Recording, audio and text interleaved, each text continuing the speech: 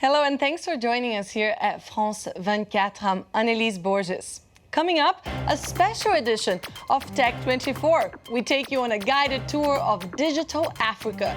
From Togo's Lab, where the first green 3D printer is being developed, to the rapid rise of an e-commerce giant in Nigeria. We'll check out the initiatives and startups that are working to transform the continent.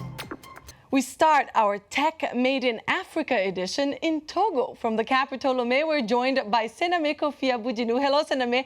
Thank you so much for joining us today.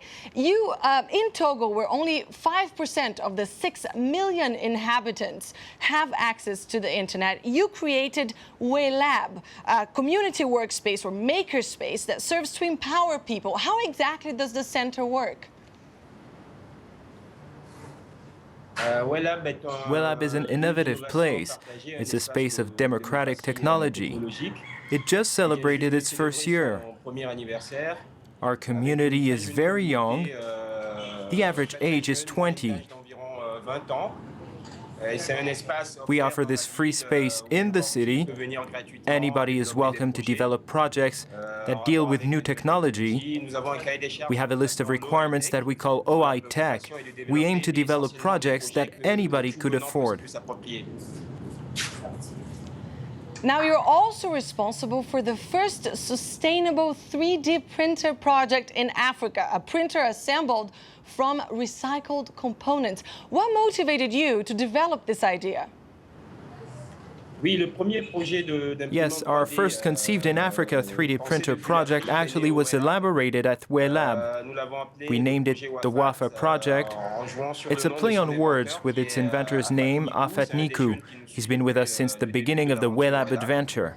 The WAFAT project's goal is to create a 3D printer by recycling electronic products,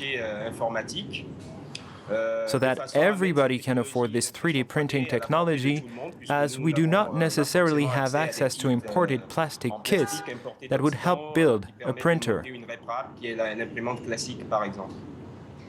And now you plan to send the 3D printer to space, to Mars. What exactly is the message behind this ambitious idea? Yes, it's an original concept we developed for NASA. We accidentally ended up participating in the last Space App Challenge, which is a big event organized by NASA each year. Our work was in the last 30 projects. 700 projects were presented. WAFA de Mars aims to help reflect on a new way to explore space, thanks to electronic waste, which means recycling our electronic trash and sending it to Mars. We actually have a lot of electronic trash in Africa. We invented 2 spacecrafts made of electronic waste. These spacecrafts would go explore other planets, and WAFAT would be a symbol for it. Thank you so much, Sename Kofi, for joining us today. And we now leave Togo, cross Benin, and land in Nigeria, where the online shopping website Jumia has taken the country by storm. The company has become a hit among Nigerian shoppers and is now responsible for creating 2 new jobs every day. Just a little over a year ago, Jumia resembled any other online startup. But what began with just 10 employees has ballooned into a 450-man operation and given rise to the 4th most popular website in Nigeria, taking the online shopping market by storm. I doubt there are many markets in the world with 160 million people, growing middle class, and nothing in terms of organized retail. And so for us, that's the vision that Jumia has, to help build organized retail here in the largest country in Africa. Jumia's strength is that it delivers straight to the customer's door, even in the north of the country and in other remote areas. To get around the nationwide problem of online scamming, Jumia allows customers to, if they choose, pay for their items once it's been delivered. I can look at it and pay straight here, because sometimes, it's not always reliable to use cards. You're not sure whether to use your card and your details online to share your information, but it's always easier when you can see the person, you can see your item, and you can pay for it straight away. Keen to win trust, Jumia also employs a team of around 100 salesmen and women to show prospective customers how the service works. It's this human touch that is key to building Jumia's reputation and helping win over Nigerians to online shopping. Nigeria is more of an offline market, but bringing in online market into Nigeria. We believe that we still need to introduce online shopping to Nigerians, and the only way to do it is having people meet them in person. Jumia already exists in Kenya, Egypt and Morocco and hopes to repeat its recent success in Nigeria in West Africa.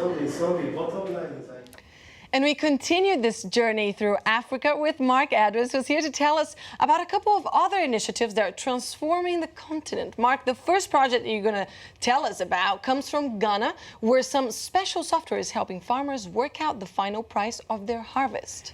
Annelise, it might sound like a very obvious thing that, you know, a farmer should know how much their stock is worth, but there's a very sort of interesting dynamic between farmers and traders, and these farmers are almost a lot of the time quite blindly accepting what a trader says that is the price of a commodity is in a faraway place.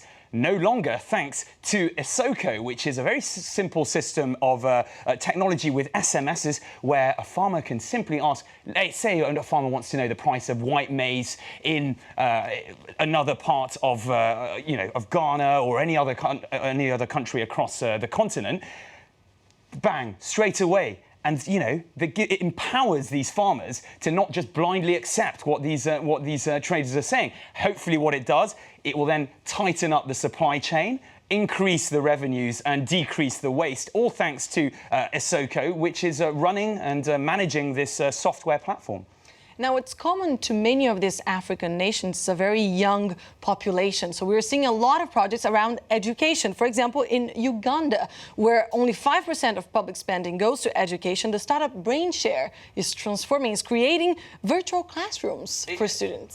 A fantastic application because, you know, as you mentioned, there's not a huge amount of investment into education. A large proportion of the young people in Uganda don't have access to higher education or even education at all. And what this online application or this social platform is enabling them to do is meet like-minded students on this social platform, but have access to virtual classrooms where they've got, you know, e-books, past papers, notes, so on and so forth. You know, absolutely fantastic for Uganda and social movement, social progression there. But it's not the only thing that's going on in Africa. You know, we've also got in Cameroon a sort of network called Pulse, where they're bringing together all of the universities. And, you know, we take for granted... well, how long ago did you leave university, Annelise? About 5 or 6 years ago. That's a bit cheeky of me. Mine was a decade ago, and I kind of take for granted these online notice boards where you don't need to physically go into the notice boards. You get access to the past papers, access to everything. And, you know, these guys now have it, and all these universities are together, and it's a great thing for social progression and social movement and the education of the young in Africa. Fantastic. Thanks for that, Marc, and thank you for watching this edition of Tech 24. Don't forget, you can get in touch via Facebook or on Twitter.